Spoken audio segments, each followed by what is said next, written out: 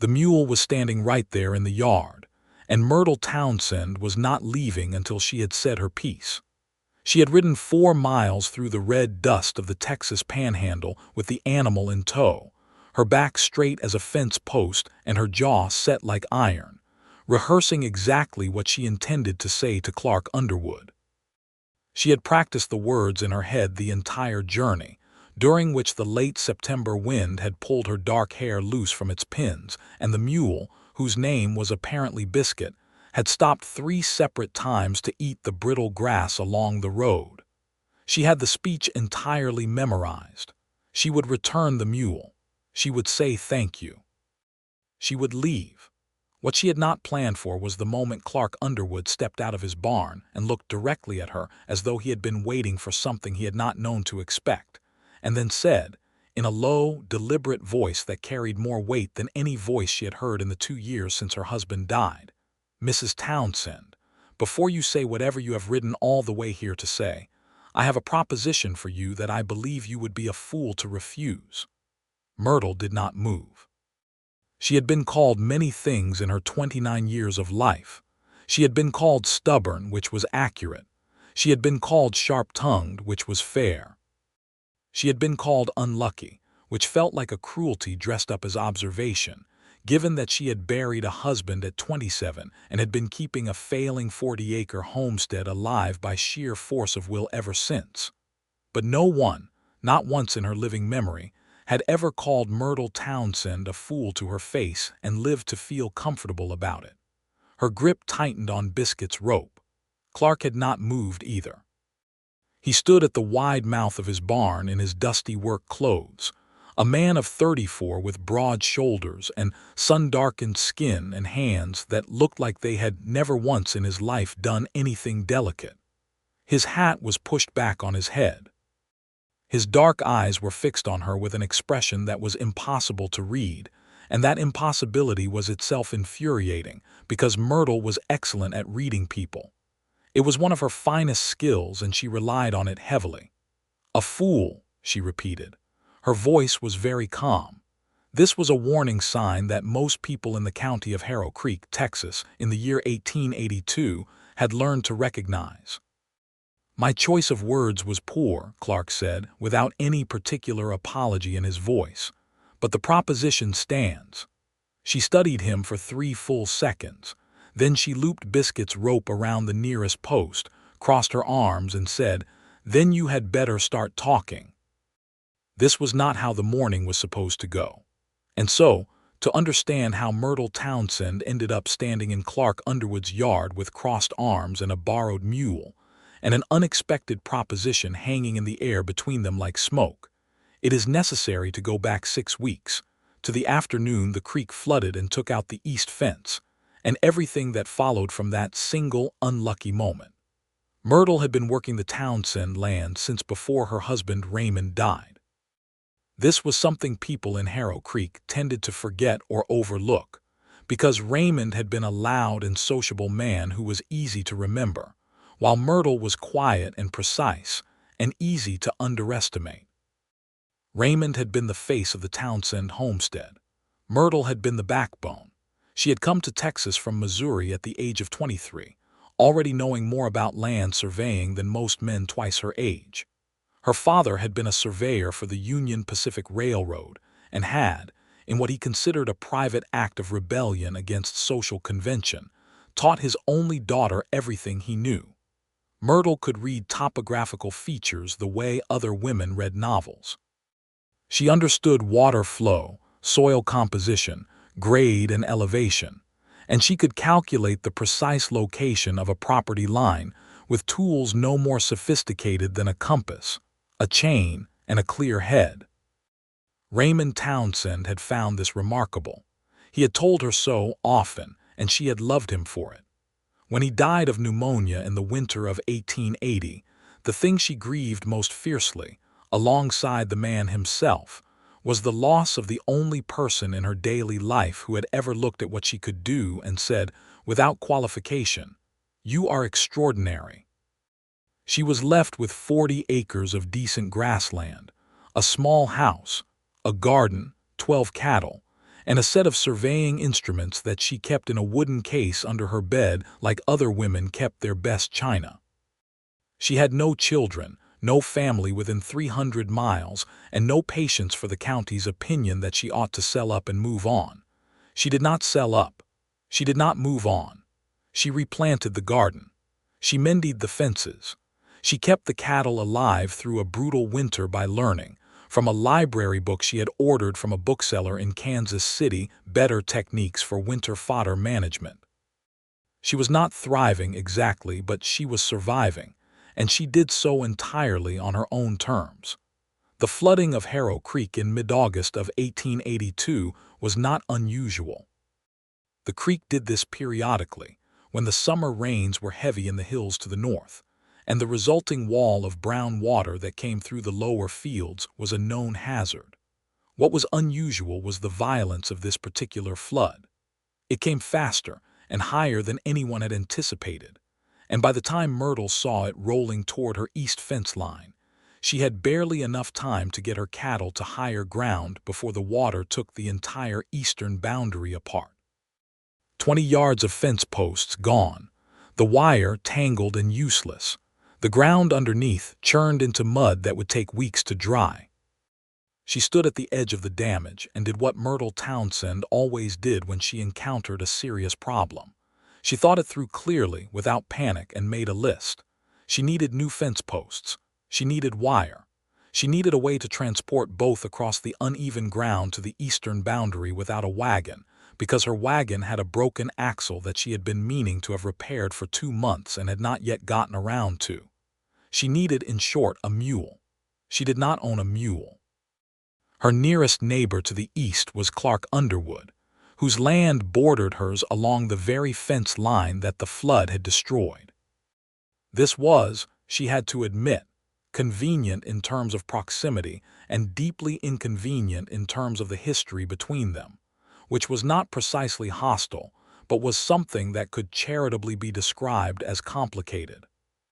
Clark Underwood had moved to Harrow Creek 3 years before Myrtle arrived, and in that time he had built the most productive cattle operation in the county, which he ran with a crew of 4 hands and an efficiency that the other ranchers in the area found both impressive and slightly annoying. He was not a man who talked a great deal, which meant that when he did say something, people tended to listen, and he was aware of this and used it sparingly and well. He and Raymond had gotten along fine. They had been the kind of neighbors who helped each other out during branding season and shared the occasional drink at the trading post in town without ever becoming close friends. Raymond had liked Clark. Myrtle had found him difficult to read, which she found difficult to tolerate, and she suspected that he found her directness abrasive, though he had never said so to her face. After Raymond died, Clark had come to the house once, hat in hand, to offer his condolences. He had stayed approximately 15 minutes, said very little, and left. She had not decided yet whether she respected that restraint or resented it. She was leaning toward the former. In the 2 years since, they had spoken perhaps a dozen times, always across the fence line or in town, always about practical matters, always briefly and without anything that could be called warmth on either side. He had never been unkind. He had also never once made the mistake of looking at her with pity, which she valued more than she let on. So when she rode to the Underwood ranch on a Tuesday morning with her dignity fully intact and asked if she could borrow his mule for the fence repair, she did not expect it to be a pleasant visit, but she expected it to be a simple one. Clark had been in the process of shoeing a horse when she arrived, and he looked up at her from his crouch with an expression that she could not quite categorize. He listened to her explanation without interrupting. Then he stood up, wiped his hands on his trousers, and said, "Take Biscuit. He knows fence work. Keep him as long as you need." That was all. No discussion of terms, no offer to help, no commentary on the state of her fence line. She had thanked him. She had taken the mule. She had spent 4 days replacing the fence posts and restringing the wire, working from sunup to sundown with her hands blistering on the post-hole digger and her shoulders burning with the effort of driving posts into the clay-heavy soil. And when it was done, The fence line was straight and solid, and she was deeply satisfied with it. She had also noticed on the second day that the boundary line was wrong. This was not a small observation. It was the kind of thing that a person without her particular skills and knowledge might have missed entirely. She would not have seen it herself except that she was working directly on the fence line with a surveyor's eye, and the topography was telling her something that the old fence had been quietly lying about for years. The original boundary between the Townsend land and the Underwood land had been set by a survey done in 1871, which was 11 years old, and as Myrtle now realized when she looked at the creek's new course and the angle of the land, had been set using a reference point that was no longer accurate. The creek itself had been the eastern reference point for her property's corner, and the creek had shifted over those 11 years, as creeks in this part of Texas were known to do, moving its channel approximately 12 yards west of where it had been when the original survey was conducted, which meant that 12 yards of land along the entire length of the shared boundary, 400 yards of fence line, had been incorrectly attributed to Clark Underwood's property when it should have been Myrtle's. She stood in the field with her compass in her hand and ran the calculation 3 times. The third time she got the same answer as the first and second times, and she put the compass away and looked at the fence she had just spent 4 days repairing and thought, with the peculiar calm that always settled over her when she was faced with an inconvenient truth, that she was going to have to tell him. This was more complicated than it sounds. 12 yards multiplied by 400 yards was approximately 1 acre of land. 1 acre was not a kingdom. But 1 acre in this particular location, on a strip of ground that ran alongside the water, was more valuable than a simple acre of open grassland because it included access to the only reliable water source in that stretch of territory. Clark Underwood's cattle had been watering at Harrow Creek along that stretch for 3 years. If the boundary was corrected, that access was Myrtle's, not his. She had sat with this knowledge for 2 weeks, turning it over, considering it from every angle. She was not a dishonest woman. She was also not a stupid one, and she understood perfectly well what happened when a woman alone tried to reclaim land from a man who had been using it without question. She had seen it happen to 2 other widows in the region in the past year, and in both cases the outcome had not favored the woman. She had written the calculations down in her notebook, drawn the corrected survey lines in precise pencil strokes, and then put the notebook in the wooden case with her instruments and spent another 2 weeks deciding what to do. In the end, she had decided to return the mule, tell Clark what she had found, and show him the calculations. This was the honest thing to do. It was also, she was fully aware, the thing most likely to cause a conflict, because men did not generally respond well to being told they had been standing on someone else's land. She had prepared herself for resistance. She had prepared herself for disbelief. She had prepared herself for the possibility that he would call her wrong, and she would have to demonstrate with considerable patience and precision that she was not. She had not prepared herself for, "I have a proposition for you that I believe you would be a fool to refuse." Standing in Clark Underwood's yard, with the September wind pushing at her hat and Biscuit pulling at the rope behind her and Clark watching her from the barn doorway with those dark, unreadable eyes, Myrtle said, "What kind of proposition?" He came out of the barn shadow and into the full morning light. This changed him slightly, the way full light always changes people, revealing things the shadow had softened. There were lines at the corners of his eyes that she had not noticed before, and a weariness in his face that sat underneath the surface of his composure like something he had gotten very skilled at carrying quietly. "Your boundary lines are off," he said. Myrtle went absolutely still. "I know," he said. He watched her face. "I've known for about 2 weeks."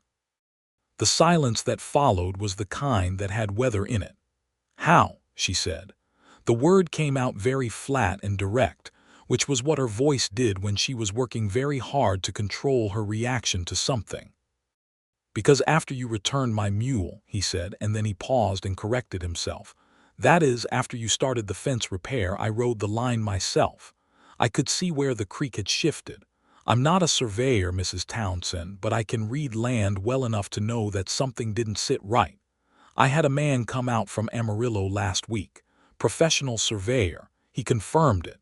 She stood with this information for a moment. Then she reached into the leather bag hanging from her saddle, took out her notebook, opened it to the page with her calculations, and held it out to him. He crossed the yard and took it from her. He looked at it for a long time. The pages were covered in her precise, small handwriting interspersed with sketched diagrams and numerical tables. He turned to the second page, then the third. His expression as he read underwent a series of changes that she found genuinely interesting to watch. Something in his jaw shifted. His brows drew slightly together. "You did this yourself," he said. "Yes. This is—" He stopped. He looked at the pages again, and then looked up at her with an expression that she had no prior frame of reference for, because no man outside of her father had ever looked at her professional work with something that was clearly and unmistakably pure, uncomplicated respect. "This is exact. My man from Amarillo came to the same line within 2 yards. Within 1 yard, Myrtle said.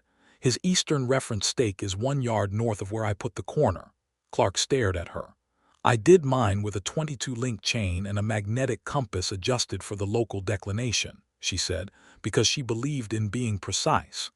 If he used a theodolite and a solar observation, he may have had a slight advantage, but I stand by my line. Clark closed the notebook slowly and looked at her with an expression that she could now identify, because she had not seen it since Raymond died, and she had forgotten what it felt like to be on the receiving end of it. It was the expression of someone who has just encountered something they had not expected and did not want to diminish by reacting to it inadequately. "The proposition," he said. His voice was different now. Not different in kind, but in pitch or quality, slightly lower and more careful. "Is this: you have a land claim that is legitimate and provable.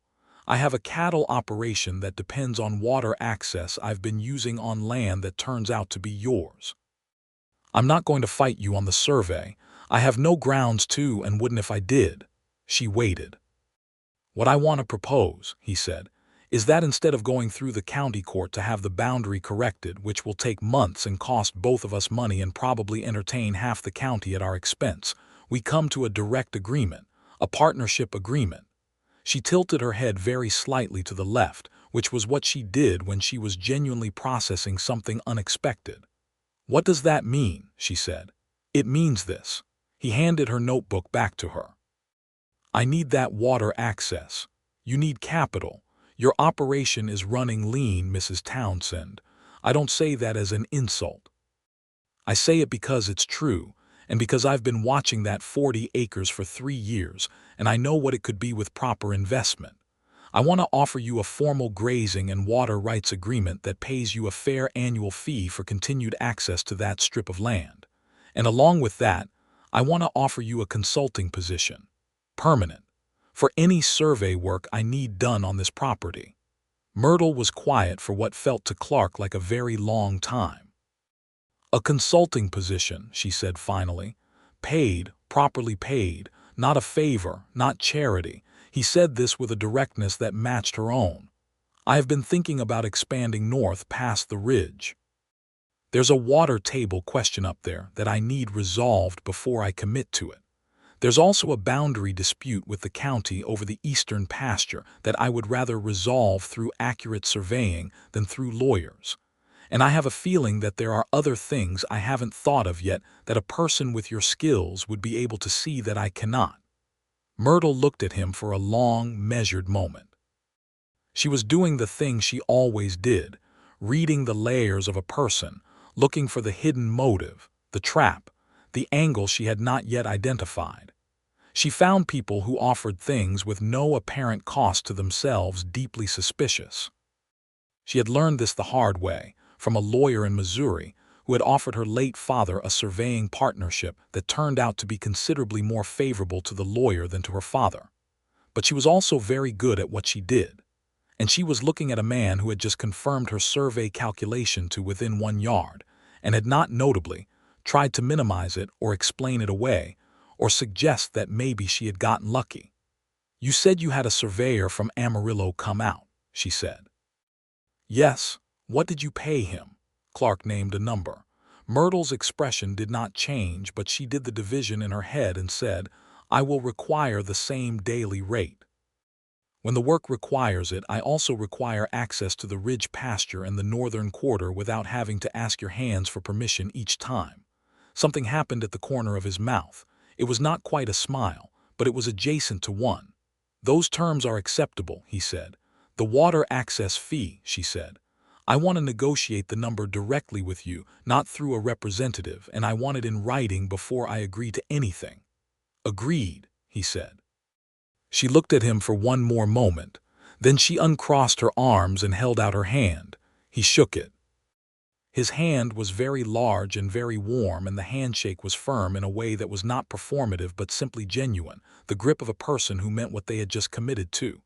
She was aware of this in a way that she found briefly annoying, because she had not come here to notice things about Clark Underwood's hands. "I'll bring Biscuit back now," she said. "You can tie him to the post," Clark said. "I'll deal with him later." He paused. "Would you like to come inside? There's coffee.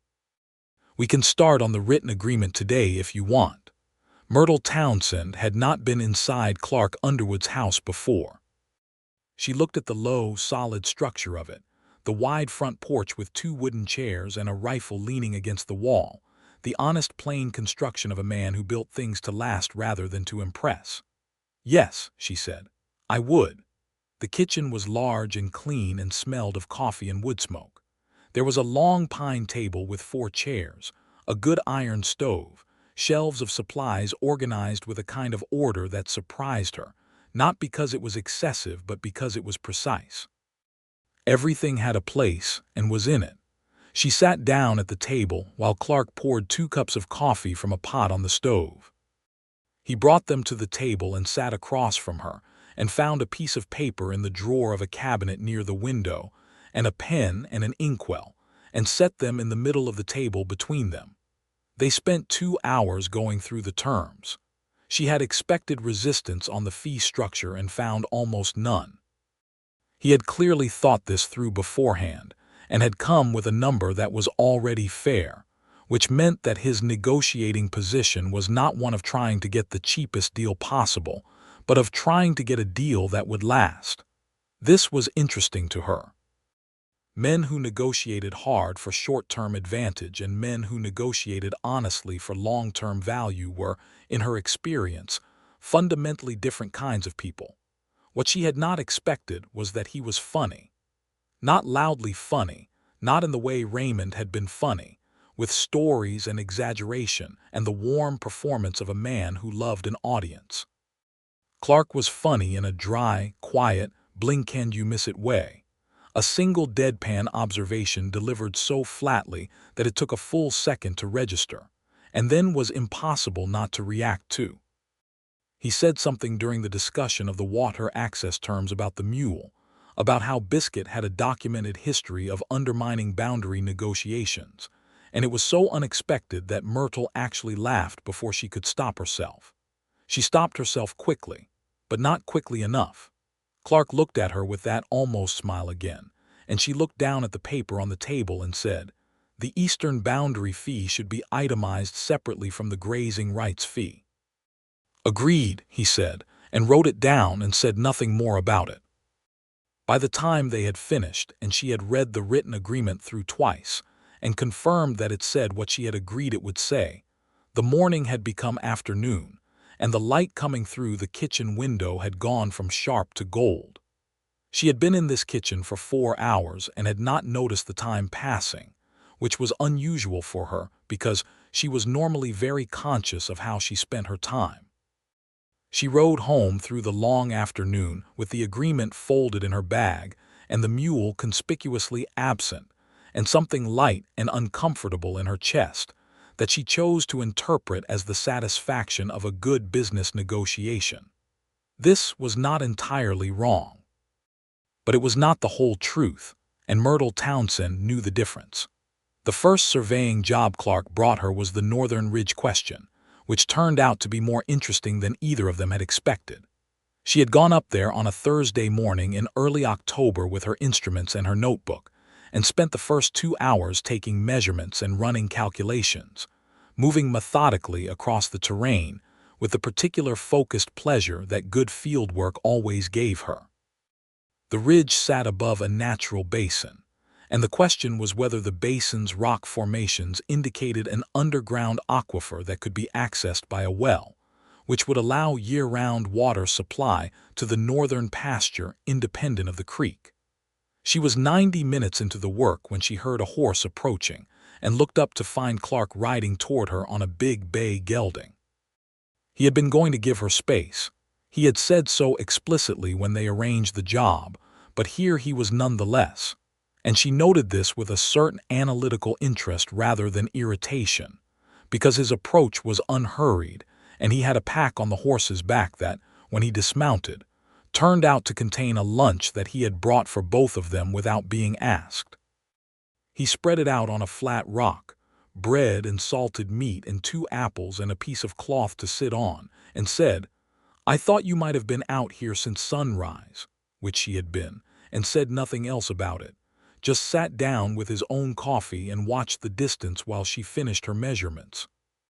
She had expected him to interrupt or ask questions or, worst of all, try to help.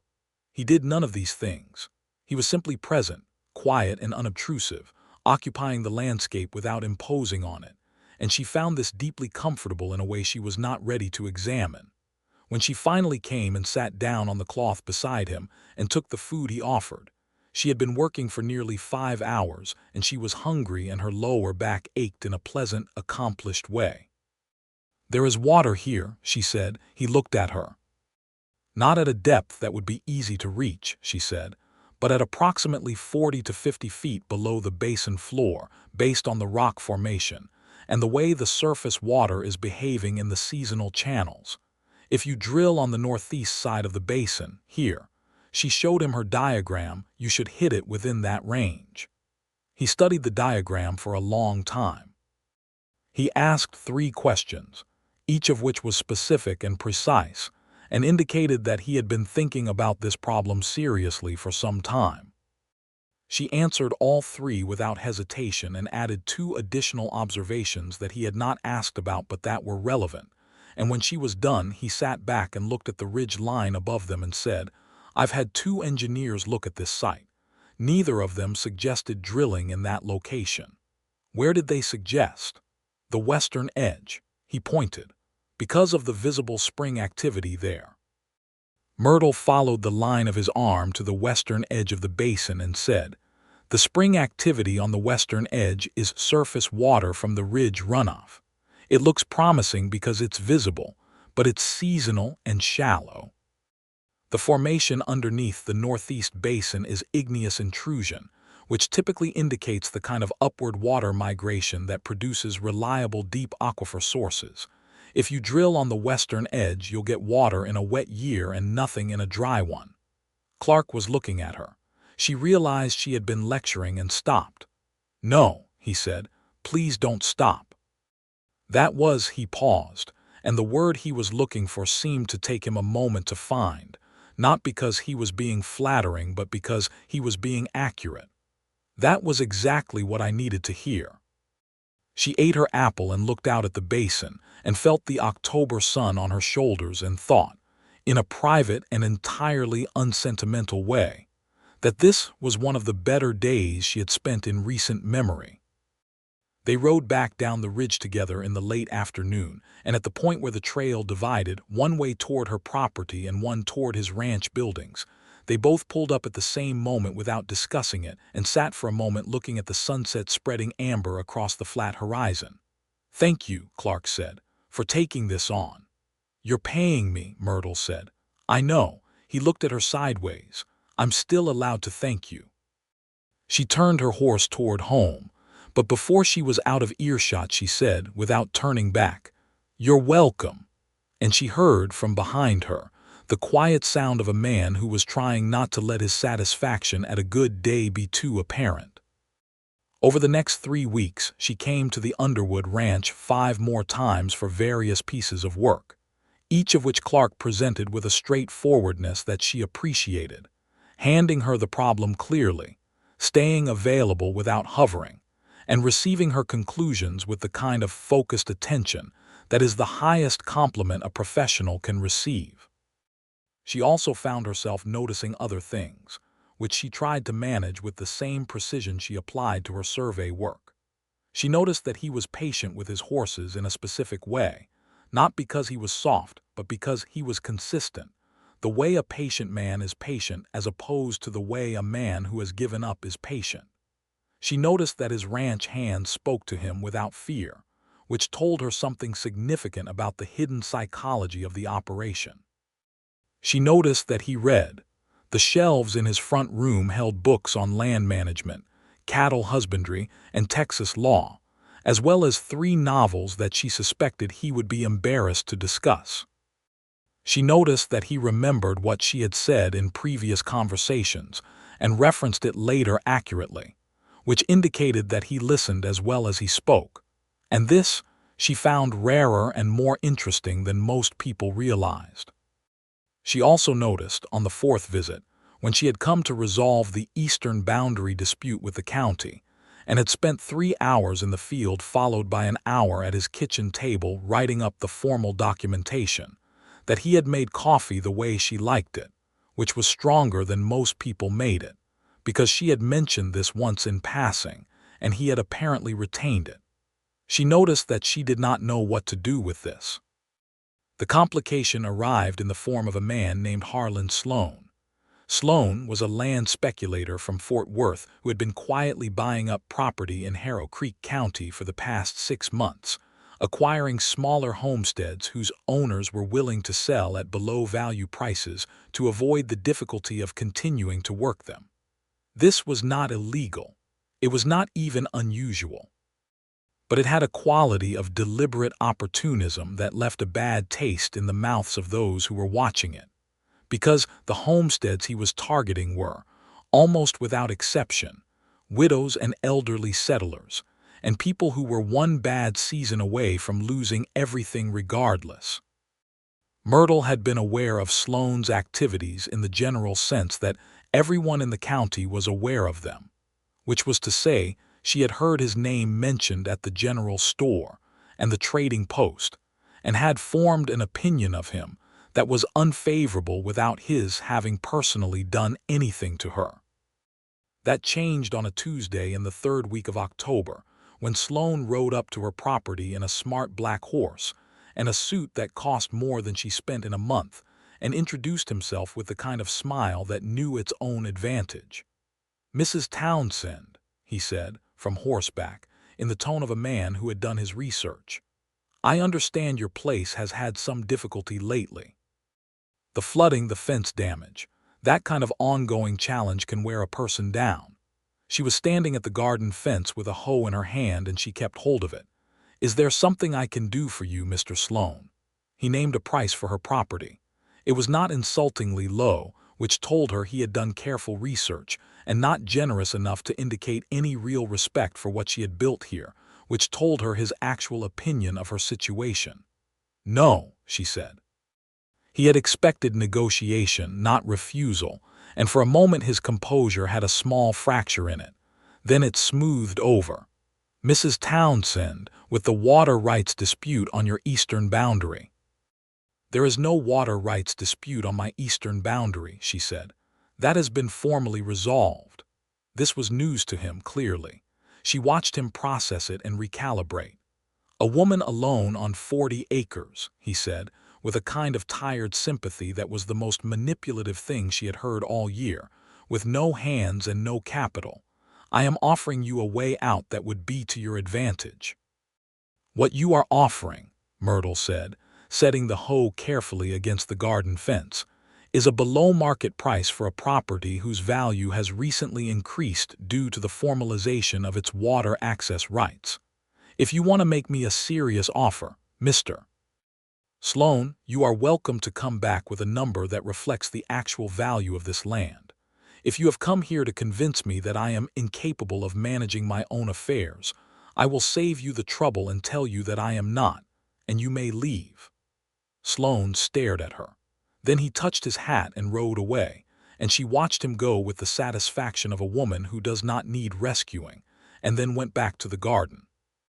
She mentioned the visit to Clark the following Friday, not because she needed his advice or his intervention, but because it was relevant to the boundary documentation they had filed, and she wanted him to be aware that Sloane had made a wrong assumption about the water rights status. Clark listened to the story, and his jaw did that thing, the small, controlled shift of a man maintaining composure with some effort. "Did he threaten you?" Clark said. "No," she said. "He was unpleasant. That's different." If he comes back, I will handle it," she said, "the same way I handled it the first time." Clark looked at her for a moment. "I know you will," he said.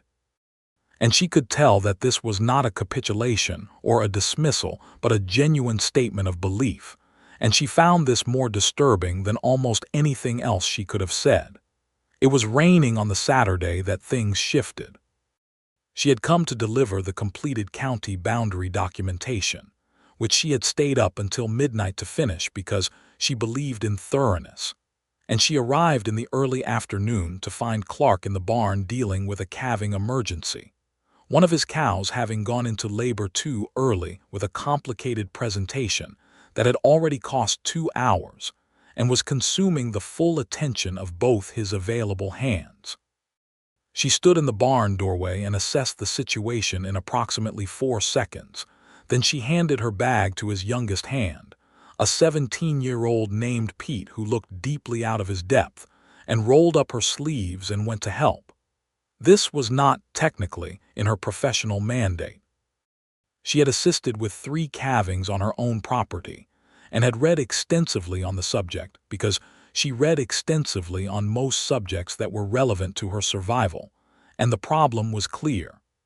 The calf was in an anterior presentation with one leg folded back, which was causing the blockage, and the solution was to carefully reach in and correct the leg position before the labor progressed further.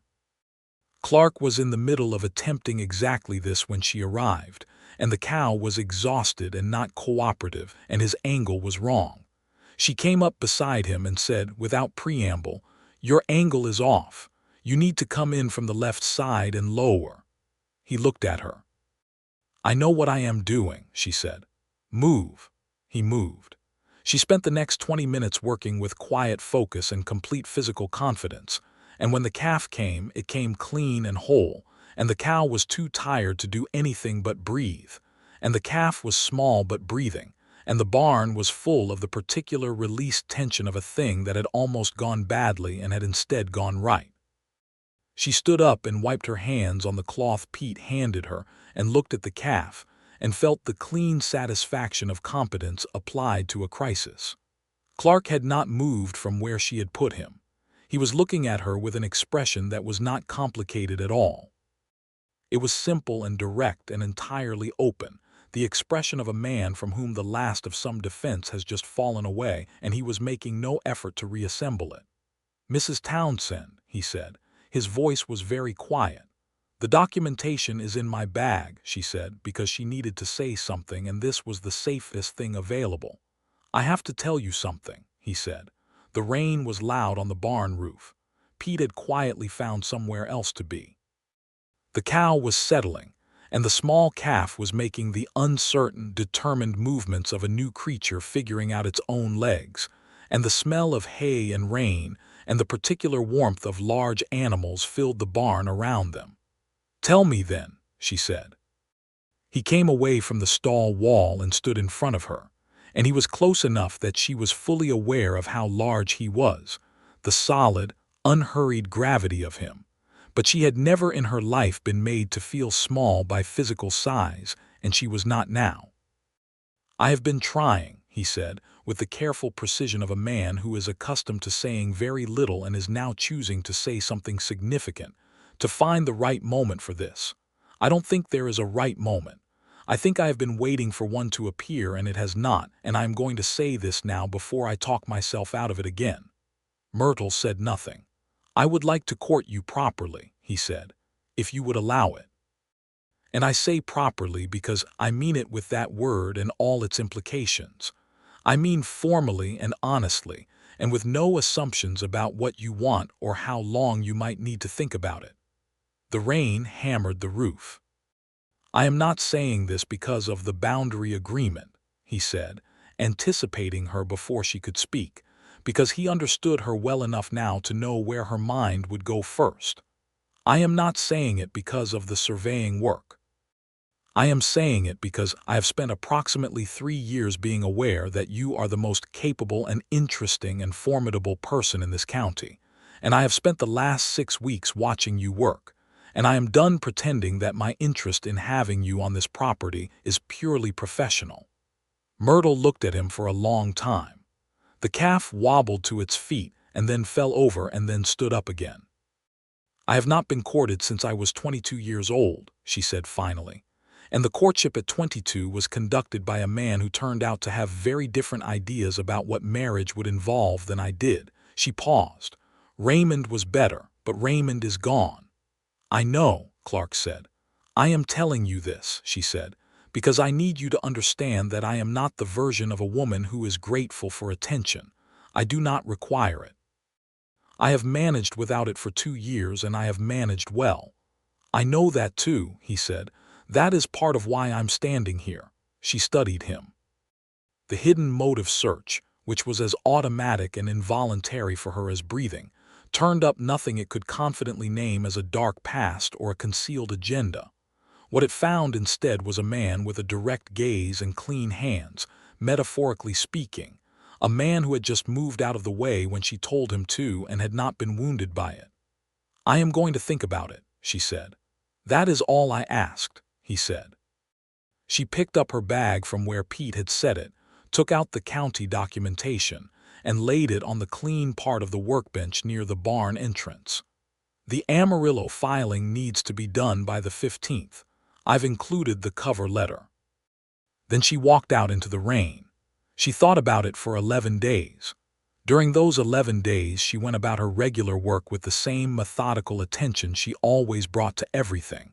And she thought about the offer the way she thought about a complex survey problem, which was to say, she turned it slowly in her mind from every angle and let the light come through it from different directions to see what it illuminated. She was 31 years old. She was not lonely in the obvious, helpless sense of the word, because she had enough internal life to sustain herself independently, and she was not prone to the kind of social need that made solitude feel like suffering. But she was alone in a deeper, quieter way that was harder to name, and that she rarely allowed herself to look at directly. The kind of alone that was not about the absence of company, but about the absence of someone who could look at what you were capable of and say, without reservation or discomfort, "That is extraordinary." That specific absence had been the shape of the loss of Raymond, and she had not expected to find anyone who could fill it. She had not expected to find someone who could do better, because Clark Underwood, she was now forced to admit, did not merely accept her competence. He was genuinely, actively interested in it. He asked her questions not to test her but because he wanted to understand the answers. He moved out of her way when she knew better, without resentment, without the complicated wounded pride response that even Raymond, who had been a good man and a kind one, had occasionally been unable to entirely suppress. Clark stepped aside as naturally as a river going around a rock, not because he was weak, but because he was secure. This was, she realized on the 9th day of thinking about it, genuinely rare. On the 11th day she rode to the Underwood ranch in the clear morning, without her instruments this time and without any professional errand she could point to as justification, and when Clark came out of the house and saw her, he went still in the particular way he had of going still when he was paying full attention. "I have thought about it," she said. He waited. "Yes," she said. Something happened in his face that she stored away carefully in the part of her memory reserved for things she wanted to keep accurately. It was not triumph or relief, though there was probably some of both underneath. What rose to the surface was something simpler and quieter, the face of a man who has wanted a thing truly and has been told it is possible. "I should tell you," she said, because she was constitutionally incapable of doing this without the full terms stated clearly, "that I will not change the fundamental structure of how I run my property or my life. I have no interest in being subsumed." "I know," he said. "The consulting agreement stands on its own terms regardless of anything personal between us. I will not have the two things confused." "Agreed," he said. "And I am telling you this directly because I believe you can hear it directly and because I have no interest in a courtship based on performances we are both too old for." He almost smiled.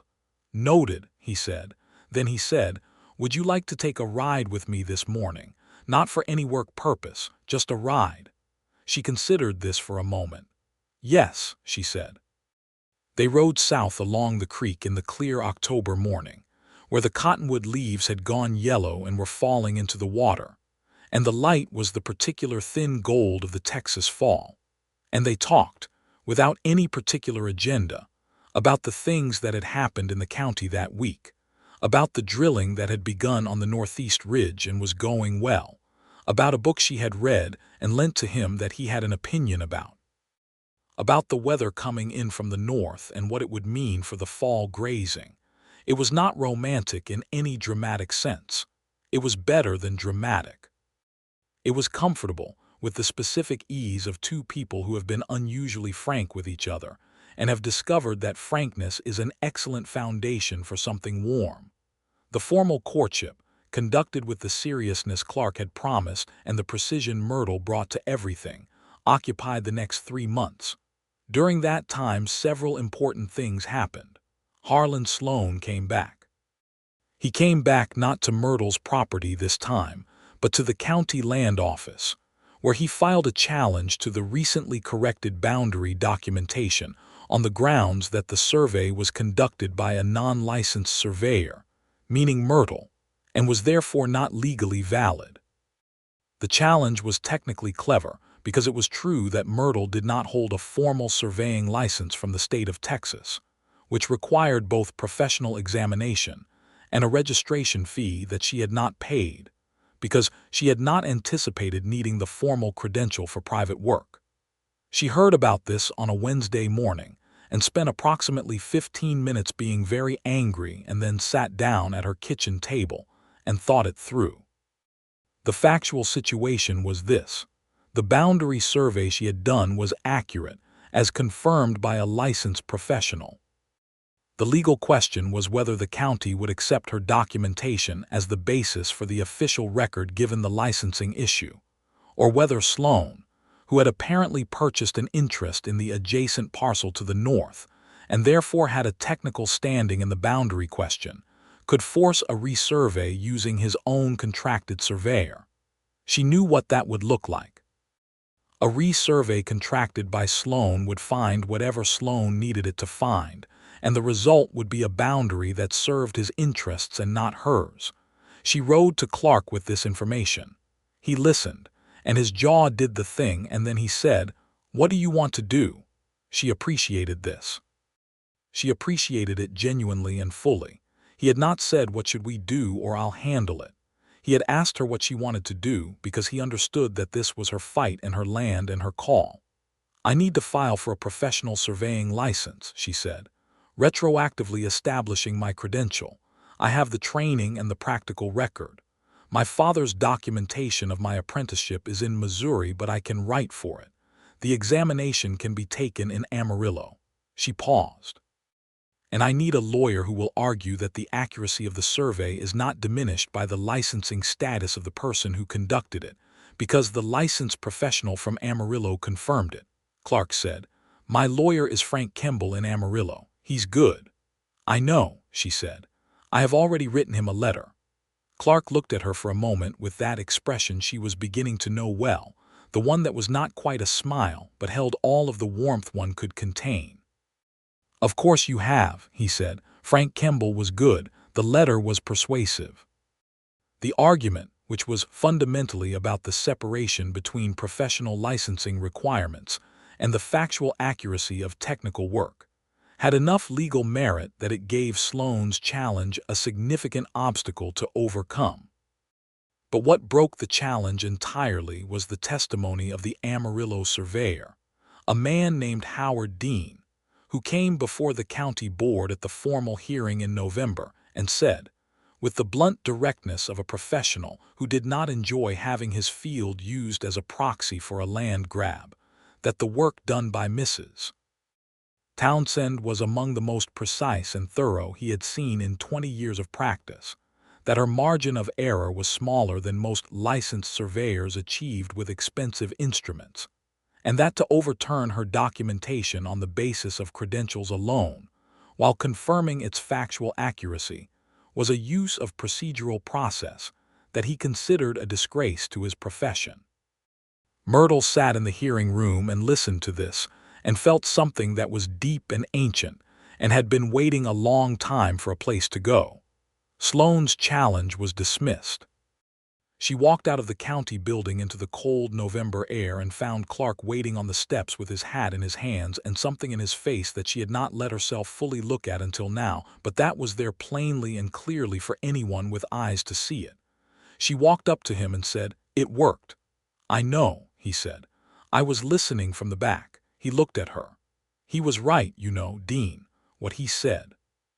She looked away down the main street of Harrow Creek at the storefronts and the horses and the thin winter sky above it all. "He was being generous," she said. "He was being accurate," Clark said. "There's a difference. You told me so yourself." She turned back to him, and there was a moment between them, standing on the steps of the county building in the cold November light with the whole county going about its business around them, that was so full of the things neither of them had said yet that it felt like pressure. "Clark," she said. "Yes," he said. "I think," she started again. "I think you should kiss me now," she said, in a tone that was entirely pragmatic and entirely terrified, in equal parts, and she was proud of it for managing to be both simultaneously. He looked at her for one moment, the kind of moment that is really several moments compressed into one, and then he kissed her on the steps of the county building in full view of Harrow Creek, Texas, in November of 1882, and it was not dramatic or theatrical. It was the kind of kiss that carries in it the full weight of two people who have been honest with each other and are choosing to continue being honest, and it was very warm, and when they separated she was looking at his shirt buttons, and then she looked up at his face, and the expression there was the one she was going to remember for the rest of her life. "I have wanted to do that," he said, "for longer than is probably appropriate to admit." "How long?" she said.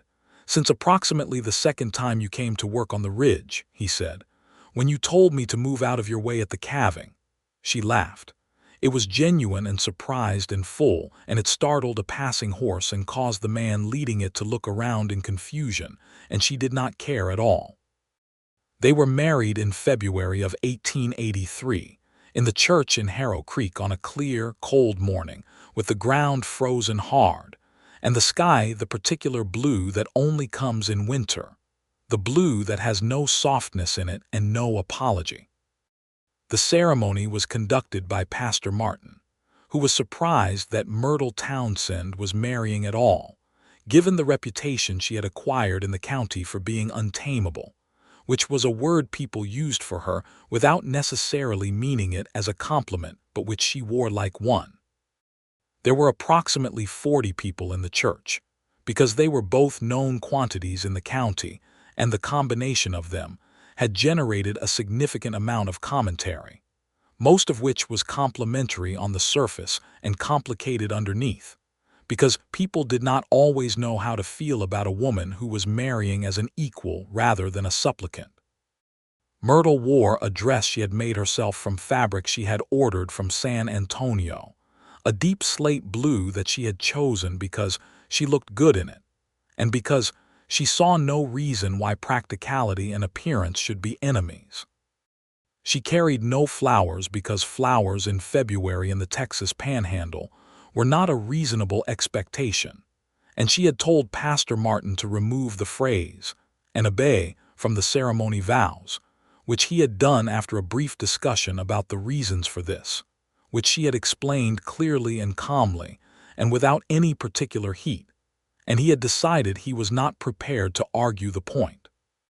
Clark stood at the front of the church and watched her walk up the aisle with the expression of a man who was aware that he was the luckiest person in the room and was not going to diminish that awareness by pretending to be casual about it.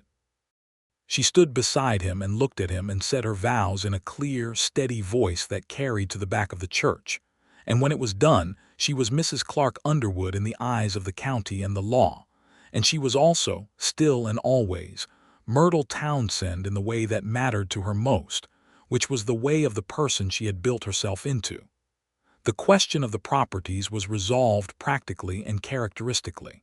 They kept both. The Townsend 40 acres remained in her name, as her professional and working base. The Underwood Ranch remained in Clark's operation, though the formal consulting arrangement was updated to reflect their marriage in a way that maintained the distinction between her professional income and the household finances. This was not because they did not trust each other, but because Myrtle believed that the clearest sign of trust was the willingness to keep things transparent, and Clark agreed with her, and the arrangement worked precisely as well as they had expected.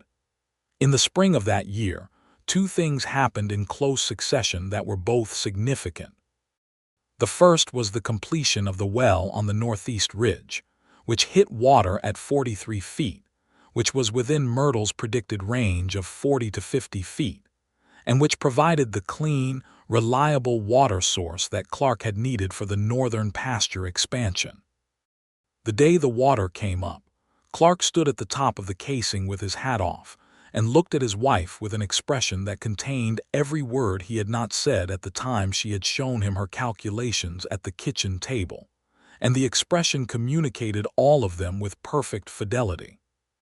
The second was the formal granting of her professional surveying license from the state of Texas, which arrived in a sealed envelope from Austin on a Tuesday morning, and which she opened at the kitchen table while Clark read the newspaper, and which she held in her hands for a moment before she said, in a voice that was completely level, "I have my license." Clark put down the newspaper. She looked at the document. It was official, formal, printed on state paper with a seal on it, and it said, in the language of bureaucratic precision that she found beautiful for its accuracy, that Myrtle Underwood, formerly Townsend, was a certified professional surveyor in the state of Texas. "Show me," Clark said. She handed it to him. He read it carefully, the whole thing, and then he set it on the table between them and looked at her, and what was in his face was not the almost smile. It was the full thing, the real thing, open and unconcealed, and he reached across the table and covered her hand with his, and she let him. "Myrtle Underwood, professional surveyor," he said. "Myrtle Townsend Underwood," she said firmly. "I kept both." "Of course you did," he said, and there was so much in those 4 words that she had to look away briefly to collect herself, which was an unusual necessity for her. The spring survey season brought her more work than she had expected. Howard Dean, the Amarillo surveyor who had testified in her favor at the hearing, sent her a referral from one of his clients, a large ranch to the east of Harrow Creek that was involved in a boundary dispute with 2 neighbors simultaneously.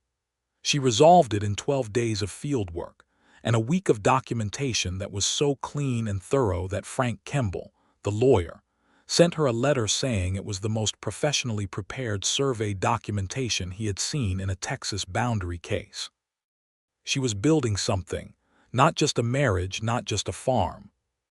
A professional reputation, carried in a wooden case under the bed, in a compass adjusted for local declination, in calculations that were right not because she had been lucky, but because she had been trained and had never stopped learning and had refused, consistently and completely, to let anyone's low expectations define the altitude of her ambition. Clark watched this with the focused, quiet pleasure of a person who is witnessing something they believe in. He did not manage her or guide her or translate her work to the world. He simply held the space beside her and did his own excellent work and was there when she came home, and this turned out to be exactly what she needed from a partner, which was not very little but was not smothering either. It was the precisely calibrated presence of someone who understood her. By the summer of 1883, she was carrying their first child.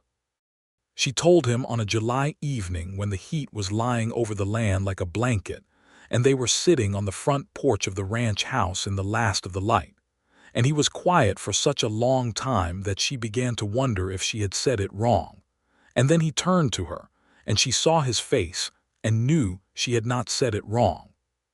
She stayed in the field longer than most people thought was prudent, because she felt entirely well and the work was manageable, and she saw no reason to stop what was working. Clark expressed an opinion about this twice, and then stopped expressing it when he realized that she had thought the question through more carefully than his concern had, and that she knew her own body and her own work and the combination of them. Their son was born in January of 1884, on a night when the temperature had dropped below zero, and the wind was rolling off the Llano Estacado with the force of something with a grudge against inhabited places. They named him Samuel, for Myrtle's father, with whom she had been corresponding regularly since the marriage and who had written back a letter that contained the single most important sentence of his professional opinion, which was that he had heard about the Sloan hearing from an old colleague and was not surprised by the outcome, because Myrtle had always been the best student he had ever taught. Samuel Underwood was born large and loud and opinionated from the first hour, which his father regarded with the expression of a man who suspects he is looking at the future and is prepared to be challenged by it. Myrtle was back in the field, carefully and on her own schedule by March. The years that followed were good years, not in the sense of ease or absence of difficulty, because the West in the 1880s was not a place that offered ease without negotiation, but in the deeper sense of meaningful work well done, of partnership between two people who brought genuinely complementary strengths to everything they faced. There were hard seasons. A drought in 1885 that cost them 20 head of cattle and 3 months of anxiety about the water situation, which Myrtle resolved by identifying an alternative water routing that redirected the spring runoff to the main pasture, using a channel system she designed over 2 weeks of intensive calculation. There was the question of the northern expansion land, which ran into a legal complication related to an old land grant that took 8 months and Frank Kemble's full professional attention to untangle, with Myrtle's survey work forming the backbone of the legal argument. There was the problem of Harlan Sloan, who had not gone away. He had moved his interests further north after the county hearing, but in 1884 he attempted to acquire the trading post land at the edge of Harrow Creek town, which would have given him control over the primary commercial access point for a dozen homesteads in the area, including 3 properties whose owners were already in difficult financial circumstances. Myrtle became aware of this through the particular network of information that capable women have always maintained in communities where they are underestimated, which is to say, she heard it at the general store from the wife of the hardware merchant, who had heard it from the owner of the trading post himself. She brought this to Clark and to Frank Kemble and to the trading post owner simultaneously, and what followed was a counter-organization effort, a collection of the affected homesteaders forming an informal association to oppose the acquisition on grounds of community economic impact, which was the kind of argument that looked different in 1884 than it would later but had real teeth if deployed carefully. Myrtle drafted the formal petition to the county commission. She wrote it at the kitchen table while Samuel slept in his cradle, and Clark read over her shoulder and made 2 editorial suggestions, both of which she accepted because they were good, and she had no investment in refusing good suggestions on principle. The petition worked. The trading post changed hands to a local buyer instead, a woman named Agnes Rutherford who had been running the millinery next door and had the capital and the desire to expand, and Sloan moved his activities further away from Harrow Creek County and eventually, as far as anyone in the county knew, out of their region entirely. The second child came in the spring of 1886. A girl this time, dark-haired and serious, and possessed from very early on of a focused, watchful intelligence that made Myrtle look at her sometimes with the particular recognition of seeing something of yourself in another person, and knowing exactly what kind of world they will need to navigate. They named her Clara, a combination of her father's name run through a slight transformation that Myrtle found both logical and pleasing. Clark Underwood was born in April when the wildflowers were coming up across the flats, and the cottonwoods along the creek were putting out their new leaves, and the ranch house was full of spring light and the particular busy warmth of a family that had found its shape. Samuel, at 2 years old, regarded his sister with the extreme suspicion of a child who has been the sole object of adult attention and has been informed that this arrangement is ending.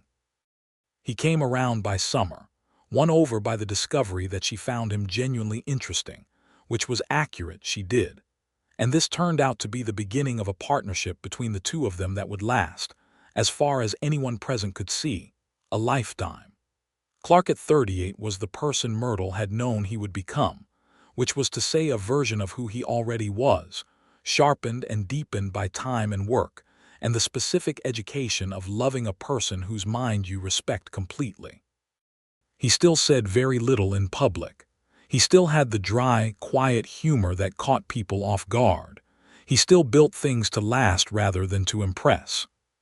And he still looked at his wife, when he thought she was not looking, with the same expression he had worn on the steps of the county building in November of 1882, as though he was aware of the improbability of his own good fortune, and had no intention of taking it for granted.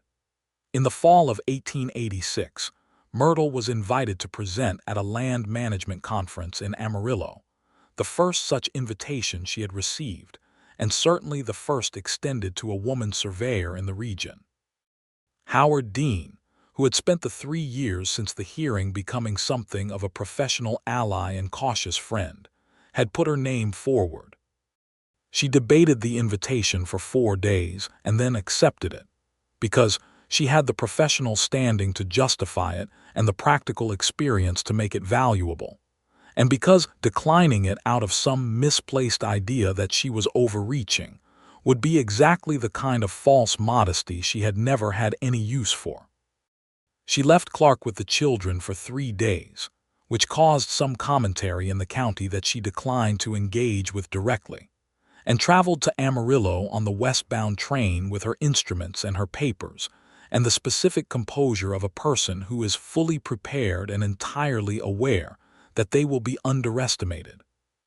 She presented her work on aquifer identification methodology using surface topography and rock formation analysis, which was what she had done on the Northeast Ridge, and had since refined through additional field work on 6 different properties across the region. She spoke clearly and directly and without apology, and she had the survey documentation to back every claim she made. And when she was done, there were questions, genuine technical questions from engineers and ranchers, and a geologist from the University at Austin who said afterward, shaking her hand with 2 hands, "Mrs. Underwood, I have been doing this work for 15 years, and I did not know about the igneous intrusion indicator you described. I intend to incorporate it into my methodology immediately."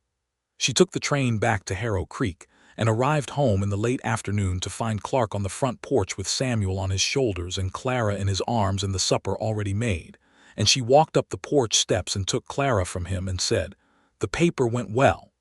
"I know," he said. "Dean sent a telegram." She raised an eyebrow. "It said, and I am quoting directly," Clark said, "that your presentation was the most technically valuable contribution to the conference and that you should expect further correspondence from the Austin geologist." He paused.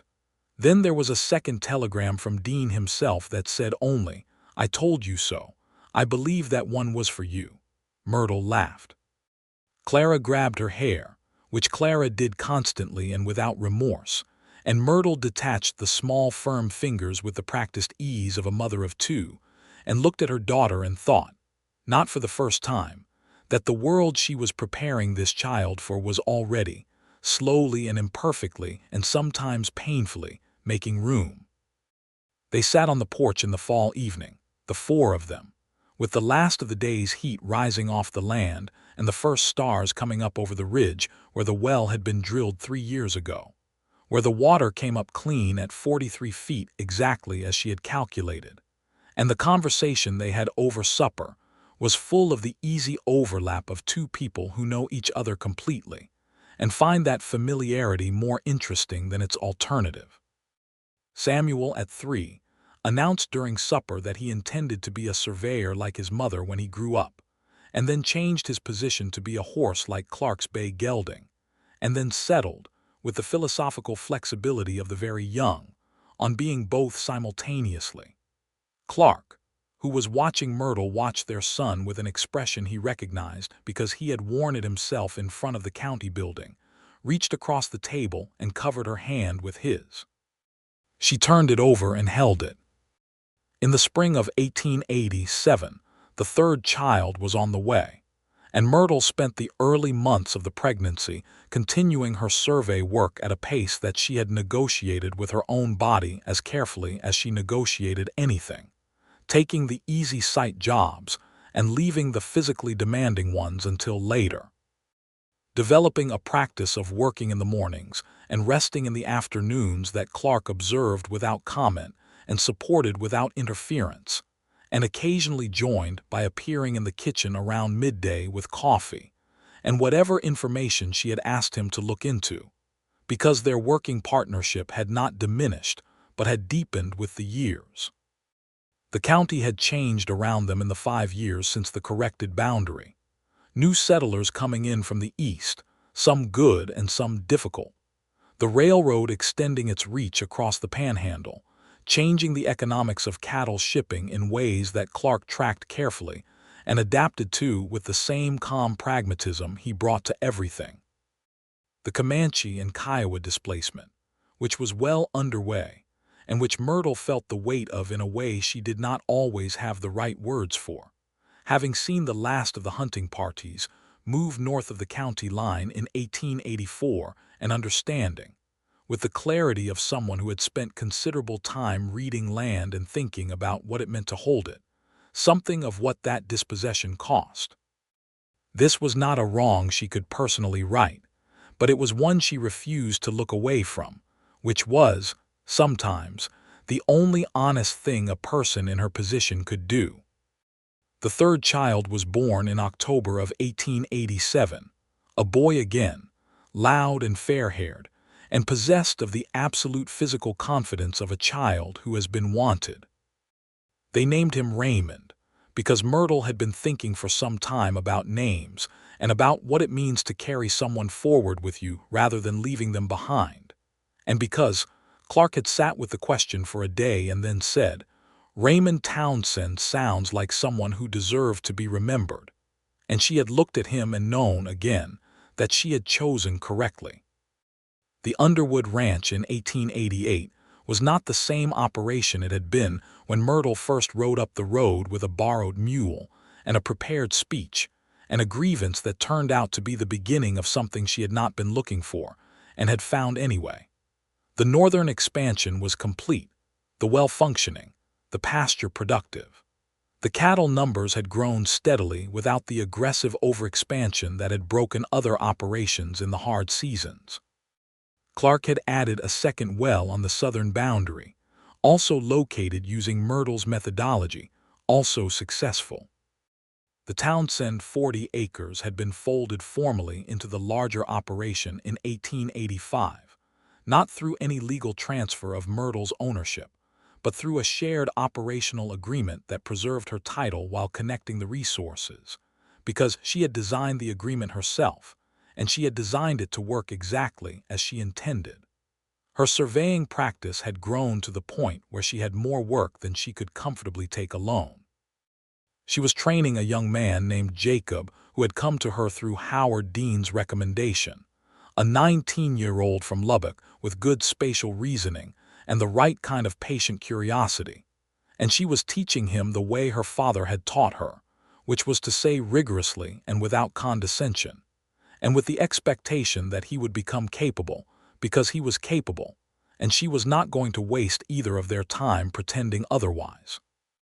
On a September evening in 1888, 6 years after the flood that washed out the east fence and began everything, Myrtle sat at the long kitchen table of the ranch house that had become her home, with the instruments in their wooden case under the bed in the next room, and the paperwork of 3 current survey projects spread before her, and the sound of Clark reading to Samuel and Clara in the other room coming through the wall, and Raymond asleep in the cradle near the window.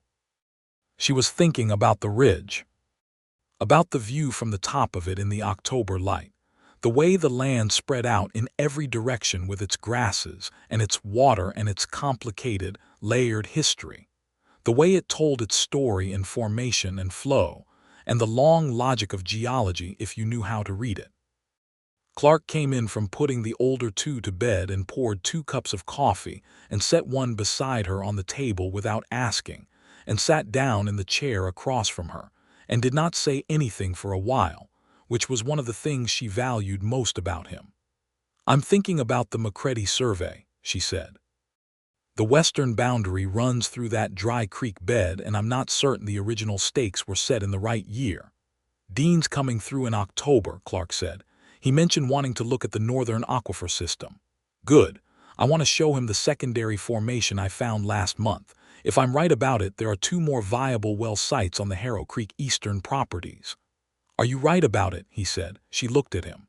"Sorry," he said. "Unnecessary question."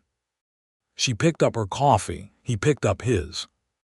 The October wind was pressing at the windows, and the lamp on the table made the kitchen golden and close, and Raymond made a small, contented sound in his sleep.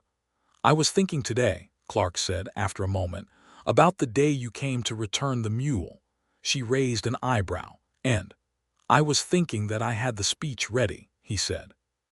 "I had been ready to give it for about 2 weeks, and I knew you were going to come, because you were not the kind of person to send a note when the thing required a direct conversation.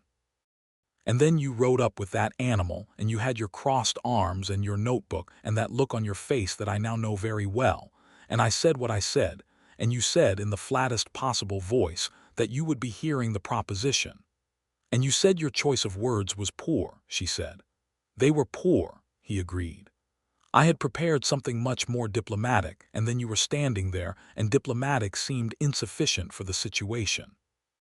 She looked at him across the table, this man she had come to know completely, the one who moved out of the way when she told him to and stayed when she needed him and built things to last, and had never once, in 6 years of working beside her and 3 years of knowing her properly before that, looked at what she could do with anything other than the respect it merited. "Clark," she said. "Yes." "You were right," she said, "about the proposition." He was quiet for a moment. Then he said, "Which part?" "That I would have been a fool to refuse," she said. "The choice of words was poor, but the underlying assessment was accurate." He looked at her with the expression she had been collecting for 6 years, the one that was not almost a smile but the full, real, open version of it, with everything behind it visible and nothing held back. "I know," he said. "I was right about you from the start." "You were not from the start," she said. "You were cautious for 2 years, the same as I was." "I was cautious," he agreed.